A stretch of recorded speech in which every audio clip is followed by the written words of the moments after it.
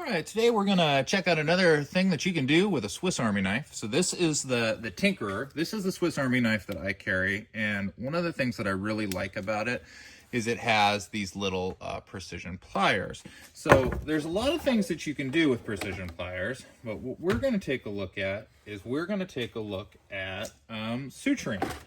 So let's see.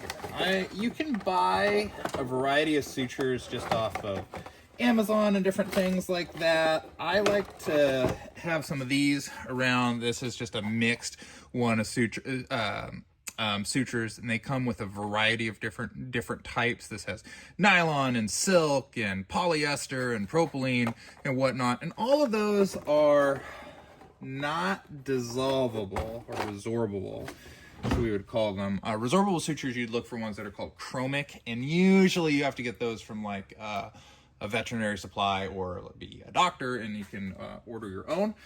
Is a good way to get those. I've just got some practice ones out. This is some propylene, and these are this is a 3/0.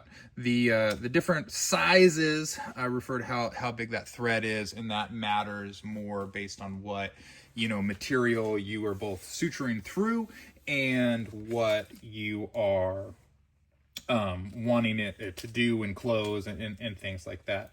The thing about a non-resorbable suture is you have to go back and remove it at some point.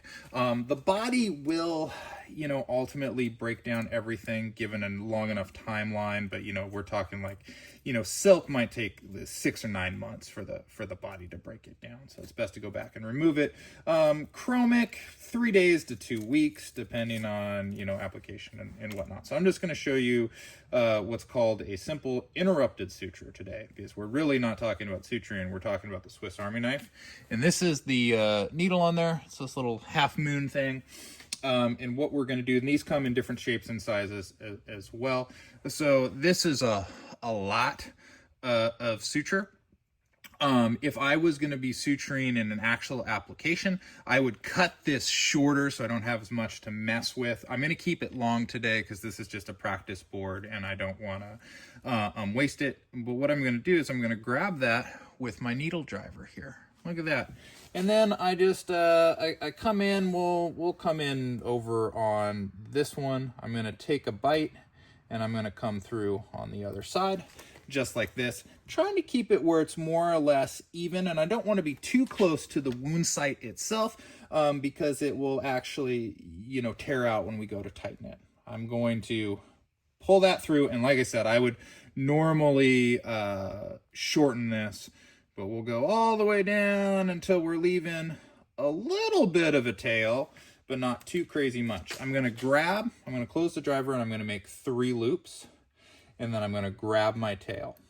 I'm going to pull that through here, and I'm going to do an initial tighten.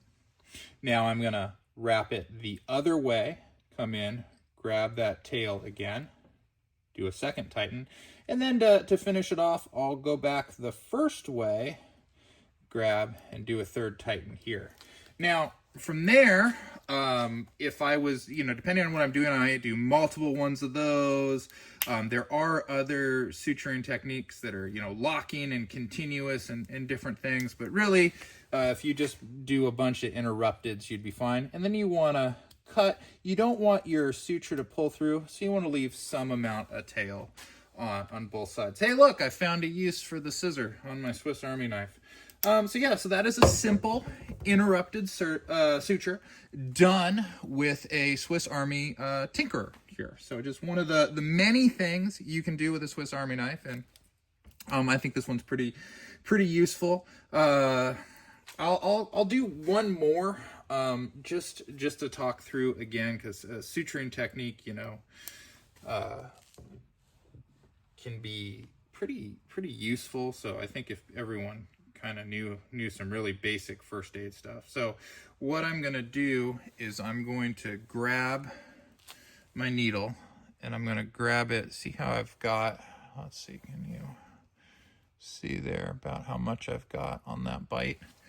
And I'm going to just go through, and I'm going to go on one side, and then I'm going to pull through and I'm going to bite into the other side. Now this one looks like I'm going too long, so I'll come back a little bit. There we go. So again, kind of equidistant, pulling through, right? You can shorten your tail. We just have a really long tail. Okay. Close 3 wraps. 1, 2, 3. And you want to be relatively loose. I'm going to grab that tail. I'm using my middle finger to help slide that down so it doesn't get locked in the plier there. And then I'm going to tighten it. You can see the wound closes when I tighten there. Okay. Then I'm going to wrap it. I'm going the opposite way in my wrap. Grab, pull through.